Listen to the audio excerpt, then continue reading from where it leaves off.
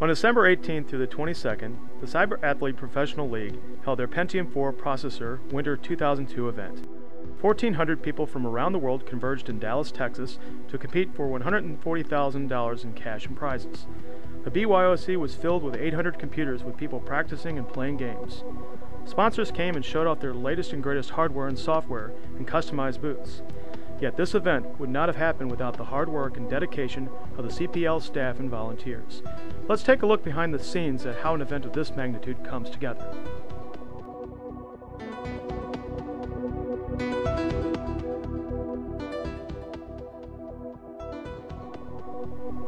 Two days before the event started, hundreds of crates, boxes, and pallets arrived at the docks of the Hyatt Regency Hotel, shipped from all across the United States. They contained everything from computers and monitors to banners and customized booths.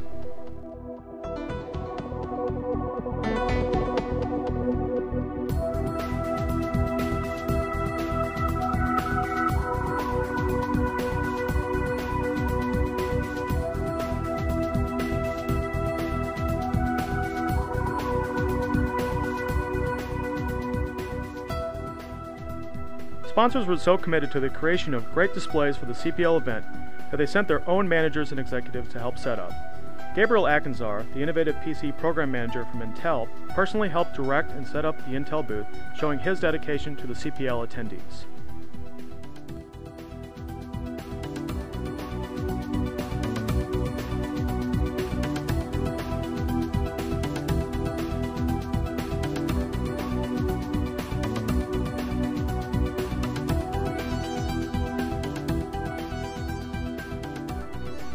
Crates full of computers along with the latest graphics cards from NVIDIA showed up one day before the event opened. NVIDIA was literally installing their newest GeForce FX cards on the spot. The GameFix booth was constantly busy with people, setting up a mock gamer's basement, including Pac-Man, Donkey Kong, and Centipede arcade games. Many of the booths were still being set up well past midnight on Tuesday, including the towering Netfire booth. Let's now take a look into how the CPL network that would rival a large corporation gets created in only one day. Volunteers and staff worked tirelessly the day before the event, unraveling and testing miles of network cable.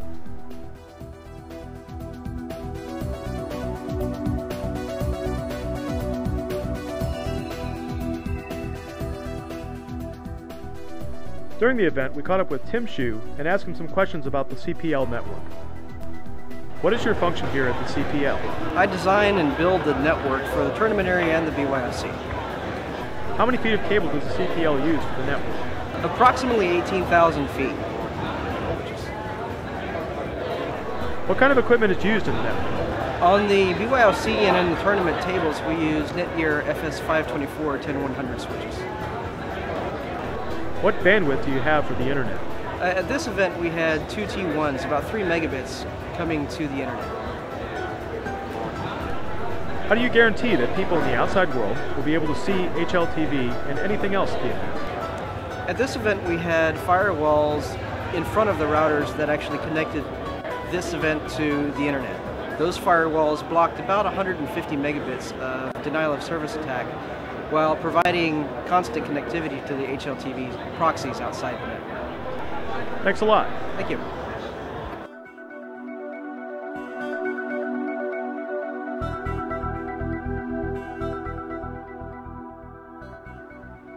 The tournament area is one of the most important parts of the CPL setup. Professional gamers expect nothing but the best in terms of hardware, and here the CPL delivers. Over 100 tournament computers were unpacked, arranged, and configured in one day. Volunteers and staff worked for over 16 hours making sure everything was correct.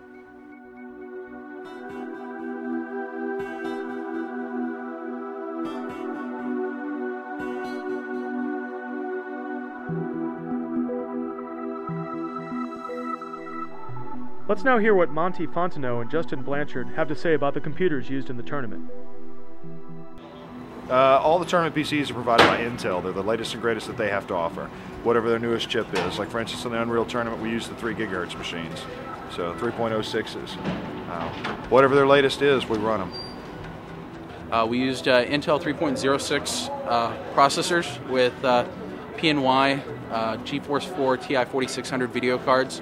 A couple of the players ran benchmarks through the Unreal Tournament system and said that we blew away the previous benchmarks by over 26 points. I'm not sure what that actually translated out to, but the players were extremely impressed.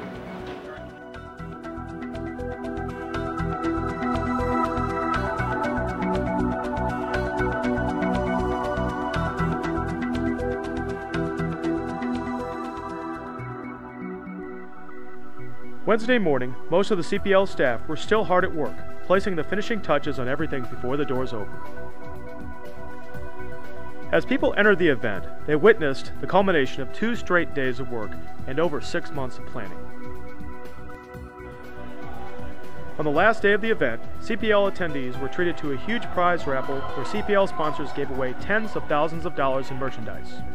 Prizes included Pentium 4 processors, EV Sonic speaker systems, PNY video cards, shuttle computer systems, and much more.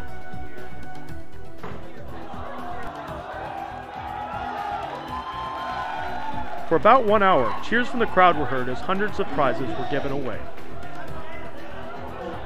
Colin McKinney jokingly suggested a way to calm the wild crowd. These guys need to calm down a little bit. We should slip something else into the balls on the last day so they calm down.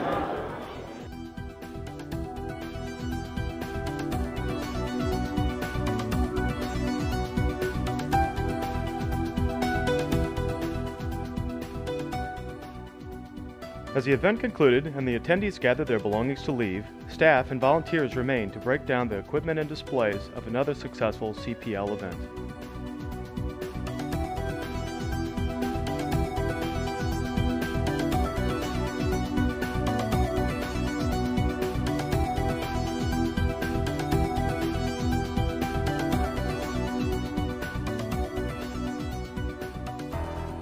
This is the disaster that is CPL Teardown.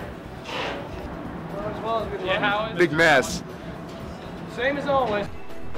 Let's hear some of the opinions from staff and volunteers on how the event went. Each event gets better and better. I mean, we had the potential for disaster and it didn't happen. I was really very nervous because we were doing 3 tournaments. Our first with my staff, one-on-one tournament, and Fatality says that this was the best CPL, better than Razor in his opinion. Yeah, he really said that, so I guess that's a good sign right there. There's probably about 15 Cal admins were here, just lending a great hand.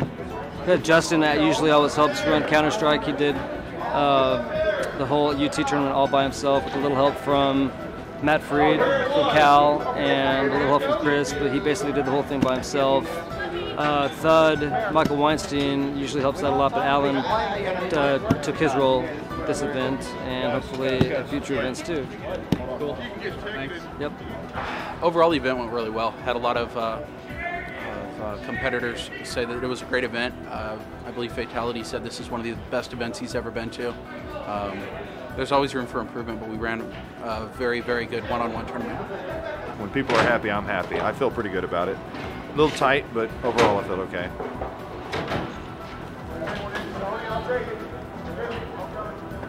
CPL's tiring me out right now, though. We asked the staff about one of the most overlooked aspects of such an event. That is, the lack of sleep that the CPL crew experiences.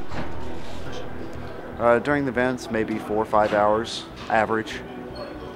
Sometimes less, sometimes a little more. Somewhere around 3 or 4 hours a night, maybe. I'm gonna guess at about 5. I actually did pretty well.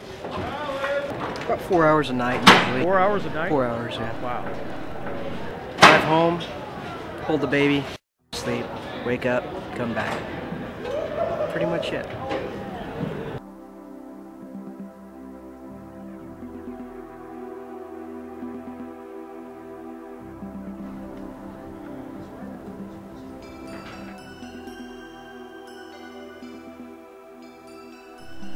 It took until late Sunday night to pack everything up and load it into several trucks waiting outside the hotel.